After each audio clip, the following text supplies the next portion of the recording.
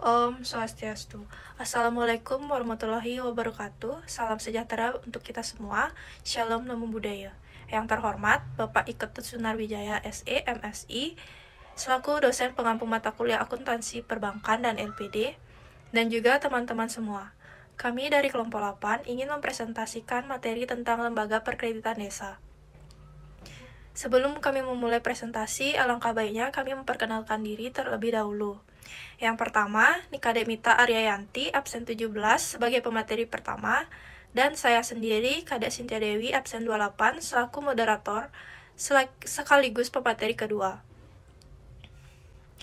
Adapun 3 submateri yang akan kami bahas, yaitu yang pertama sejarah keberadaan lembaga perkreditan desa, Trihita Karana dan Catur Purusa Arta. Yang kedua, komponen lembaga perkreditan desa sebagai lembaga keuangan komunitas desa. Dan yang terakhir, keberadaan lembaga perkreditan desa di Bali. Sejarah keberadaan lembaga perkreditan desa atau LPD secara umum, kata desa mengandung beberapa pengertian. Desa dapat berarti suatu wilayah pemukiman penduduk yang beragama Hindu. Dalam perspektif historis, desa pekraman atau desa adat sebagai organisasi sosial religius masyarakat Bali diyakini telah ada sejak zaman Bali kuno, yaitu sekitar abad 9-14 Masehi. Masyarakat desa pada waktu itu disebut kraman atau karaman, sedangkan untuk menunjuk desa digunakan istilah wanwa atau Banua, seperti tercatat dalam prasasti Desa Trunyan abad ke-10. Sebelum adanya LPD di Bali, di hampir tiap desa pekraman telah tumbuh dan berkembang seke-seke atau perkumpulan seperti seke Manyi, seke Semal, seke Gong, dan banyak lagi seke yang lain, di mana umumnya seke tersebut juga punya dana yang diedarkan pada anggota. Seke tersebut terorganisir secara tradisional dengan modal saling pengertian dan saling percaya. Keberadaan seke Riang dengan segala keterbatasannya, tetapi karena dikelola dengan penuh pengabdian, jujur, serta terbuka, sehingga seke tersebut mampu bertahan. Hal itu tidak luput dari perhatian pemerintah karena disadari seke tersebut memiliki potensi bila diberikan sentuhan administrasi dan perangkat kekinian. Maka seke tersebut akan mampu mensejahterakan masyarakat dalam skala yang lebih luas. Selanjutnya, Trihita Karana, lembaga desa dapat memanfaatkan LPD sebagai lumbung atau tempat penyimpanan kekayaan desa yang semakin berkembang, dan pada gilirannya tiap tahun akan memperoleh kompensasi pembagian laba untuk mendukung aktivitas pembangunan di desa adat yang berkaitan dengan aspek Trihita Karana, yaitu pertama, parahyangan, hubungan manusia dengan Tuhan; yang kedua, pawongan, hubungan sesama manusia; dan yang terakhir, palemahan, hubungan manusia dengan lingkungannya. Aktivitas lembaga desa adat tidak bisa lepas dari ketiga aspek tersebut karena falsafah Trihita Karana mengandung makna keseimbangan vertikal dan horizontal. Hal ini bisa terwujud apabila semua pemangku kebijakan birokrasi di tingkat kabupaten atau kota maupun provinsi memiliki kesamaan pandang untuk membangun kemandirian NPD dengan kebijakan yang berorientasi untuk memperkuat kelembagaan melalui payung konstitusi. Otoritas lembaga desa adat seharusnya diakui bukan semata-mata dalam konteks menjadikan benteng mempertahankan keberadaan adat dan budaya, tetapi lebih luas perlu dipahami sebagai institusi masyarakat adat untuk mengembangkan potensi ekonomi lokal sekaligus sebagai pembelajaran wirausaha bagi masyarakat dalam menghadapi persaingan ekonomi global. Selanjutnya, catur purusa arta. Dalam menjalankan kegiatan usahanya, LPD didasari dengan prinsip catur purusa arta. Kegiatan usaha LPD merupakan kegiatan usaha yang di samping bersifat sosial ekonomi juga bersifat kultural religius, sehingga kegiatan usaha LPD memiliki tujuan yang sejalan dengan tujuan agama Hindu. Konsep catur purusa arta yang dijadikan dasar lembaga perkreditan desa atau LPD dalam menjalankan kegiatan usahanya bersumber atau didasari oleh hukum agama Hindu yang bersumber dari kitab suci Weda. Catur purusa arta terdiri dari empat komponen, yaitu yang pertama Dharma. Dharma merupakan dasar utama LPD dalam menjalankan kegiatan usahanya. Dalam kegiatan usaha yang dilakukan oleh LPD harus selalu didasari oleh Dharma, yaitu kebaikan. Setelah mengamalkan Dharma atau kebaikan dalam menjalankan kegiatan usahanya, maka Tuhan, Ida Sang Yang Widiwasa, akan melimpahkan berkatnya berupa arta kepada umatnya yang telah mengamalkan ajarannya. Selanjutnya, yang kedua, arta.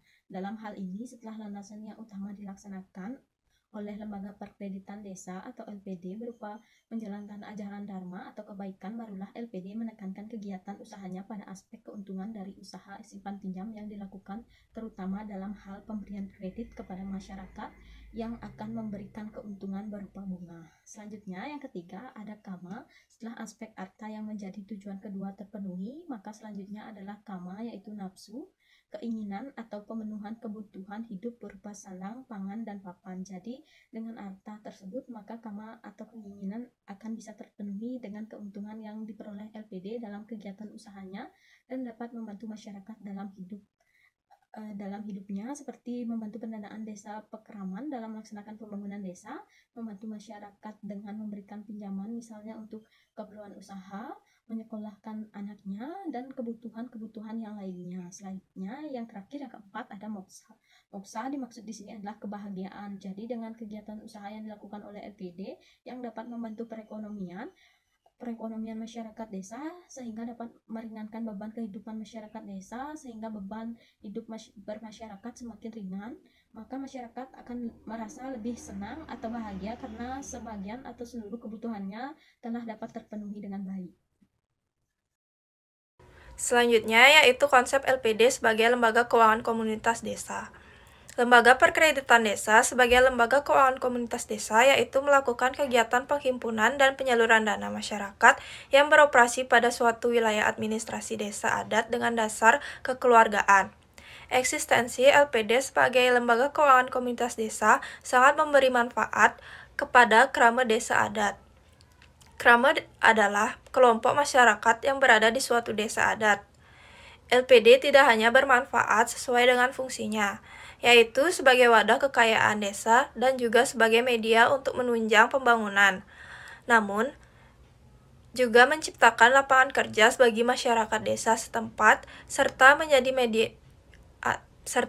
mediator bagi masyarakat desa adat yang membutuhkan dana dan mempunyai kelebihan dana. Hal itu menunjukkan bahwa LPD mempunyai peranan penting dalam meningkatkan kesejahteraan. Selanjutnya yaitu keberadaan Lembaga Perkreditan Desa di Bali. Pada awalnya, keberadaan dan aktivitas LPD diatur berdasarkan Surat Keputusan Gubernur Kepala Daerah Tingkat 1 Bali Nomor 972 Tahun 1984 tertanggal 1 November 1984 tentang pendirian Lembaga Perkreditan Desa di Bali. Sebagai implementasi dari kebijakan pemerintah daerah tingkat 1 Bali tersebut, maka secara resmi LPD beroperasi pada 1 Maret 1985 dan di setiap kabupaten didirikan sebuah LPD.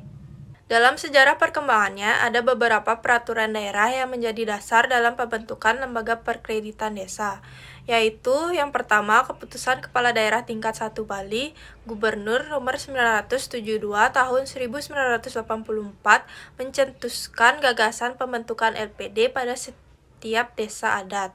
Secara garis besar, keputusan tersebut memuat tujuan didirikannya LPD, yaitu yang pertama meningkatkan daya beli masyarakat desa, yang kedua melancarkan lalu lintas pembayaran dan pertukaran di desa. Selanjutnya yaitu yang kedua Peraturan Daerah Provinsi Daerah Tingkat 1 Bali Nomor 2 Tahun 1988 tentang Lembaga Perkreditan Desa.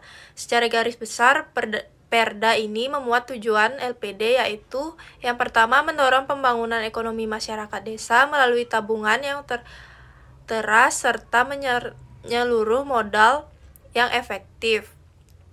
Yang kedua, menciptakan pemerataan kesempatan berusaha bagi warga desa dan tenaga kerja di pedesaan.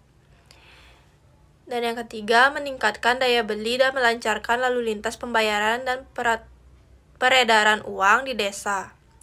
Selanjutnya, yang ketiga yaitu Peraturan Daerah Provinsi Bali Nomor 4 Tahun 2012 tentang Lembaga Perkreditan Desa. Peraturan daerah ini ditindaklanjuti dengan 5 keputusan gubernur, yaitu yang pertama Keputusan Gubernur Nomor 3 Tahun 2003 tentang status dan tugas-tugas pembinaan LPD, kabupaten atau kota. Yang kedua, Keputusan Gubernur Nomor 4 Tahun 2003 tentang penyetoran dan penggunaan keuntungan bersih LPD. Yang ketiga, Keputusan Gubernur Nomor 7 Tahun 2003 tentang dana perlindungan LPD. Yang keempat, Keputusan Gubernur Nomor 8 Tahun 2003 tentang pembentukan Badan Pembinaan LPD Provinsi Bali. Yang keempat yaitu Peraturan Daerah Provinsi Bali Nomor 3 Tahun 2007 tentang perubahan atas Peraturan Daerah Provinsi Bali Nomor 8 Tahun 2002 tentang Lembaga Perkreditan Desa. Perda ini ditindaklanjuti dengan diterbitkannya Yang pertama, Peraturan Gubernur Nomor 16 Tahun 2008 tentang pengurus dan pengawas. Yang kedua, internal lembaga perkreditan desa. Yang ketiga, Keputusan Gubernur Bali Nomor 11 Tahun 2008 tentang pembentukan Badan Pembinaan Umum LPD Provinsi Bali. Yang keempat, Keputusan Gubernur Nomor 1499 Tahun 2008 tentang status dan tugas-tugas pembina Lembaga Perkreditan Desa Provinsi atau PLPDP Bali dan PLPDK. Baik, dapat saya simpulkan, LPD merupakan lembaga keuangan milik Desa Pekraman atau merupakan sarana perekonomian rakyat di seputaran Desa Pekraman. Trihita Karana dan Catur Purusaarta dengan lembaga perkreditan desa sangat berkaitan erat, karena nilai-nilai yang terkandung menjadi dasar dalam proses berlangsungnya lembaga perkreditan desa. Keberadaan LPD di masyarakat desa telah banyak mengalami peningkatan yang sangat pesat. Lembaga keuangan ini mampu meningkatkan potensi masyarakat desa Pekraman dan membantu masyarakat desa dalam kehidupannya. Sekian pemaparan materi dari kami tutup dengan Parama Santi. Om Santi Santi Santi.